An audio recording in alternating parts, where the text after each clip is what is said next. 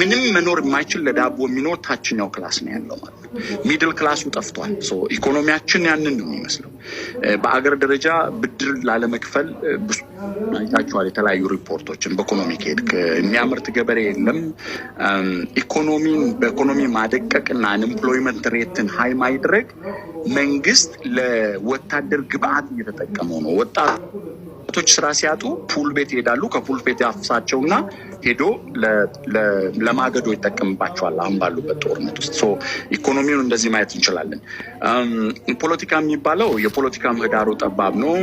ምርጫውም ይስሙላ ነው። የተሳተፈውም አስገዳጅ ሁኔታዎችን አምጥቶ ነው እንጂ የፖለቲካ ምህዳሩ የለም። ከፖለቲካ ምህዳር ውስጥ አንዱ ይሄውን ምክክር ኮሚሽን የሚባለው ነው እና እንደ ኦሮሞ ኮንሰፕት ኦላ ያልተሳተፈበት፣ ኦነግ ያልተሳተፈበት፣ ካፋዊ ያልተሳተፈበት ምክክር ኮሚሽን ምን አይነት ሊሆን ይችላል የሚለውን ማየት ይችላል። ሌሎች አካባቢው ተቃዋሚዎች ያልተሳተፉበትም የፖለቲካ ምህዳሩም ጠባብ ብቻ ሳይሆን ምንም የሌለ የመርፌ ቀዳዳ የሆነ የፖለቲካ ሂደት ያለበት ማህበራዊ ጉዳይ ላይ ብዙ ሰዎች ጦርነትን ያነሳሉ፣ ግጭትን ያነሳሉ። በእኔ እይታ ግን ያ ብቻ አይደለም። ብልጽግና ካመጣቸው በጣም መጥፎ ነገሮች አንዱ የህዝብ ለህዝብ ግንኙነቱ የሻከረበት ነው። ዛሬ ጎረቤትህ ማን ነው ብለህ በሄር የምትጠይቅበት ደረጃ ላይ ደርሷል ማለት ነው። ማህበራዊ ጉዳያችን የማህበራዊ ሂደቱ እንደዛ ቅድማውን ጀዋር ወጥቶ መግባት የሚል ሰላም ላይ ያነሳዋል። የሞተብህን መቅበር፣ ሰርግህን መሄድ፣ አባትና እናትህን መቅበር ማትችልበት፣ መታሰር ደግሞ ብርቅ የሆነበት።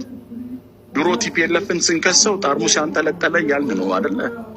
ዛሬ ግን አንጠልጥለህም ህይወቴ ይትረፍ የሚል ነው። ላንች ላይ እስር ቤት ያለውን ሰው ምሳ ወስደህለት እራት ላይ የቦይ ቀዳዳ ውስጥ ተገሎ ነው የምታገኘው።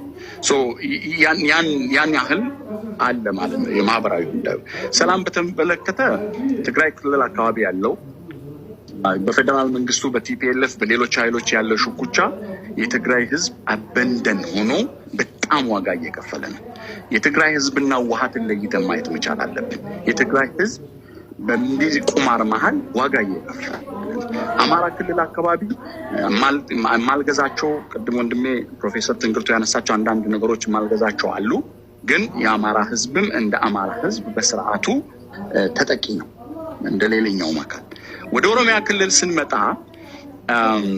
በጣም አንተ አንሳ እንዳልከኝ ኦሮሚያ ክልል አካባቢ ያለው ፖለቲካው ራሱ የሚወራው የሚጣላውም ሰሜኑ አካባቢ ያለውም ሽኩቻ ሰንተሩ የስበት ማዕከል ኦሮሚያ ናት።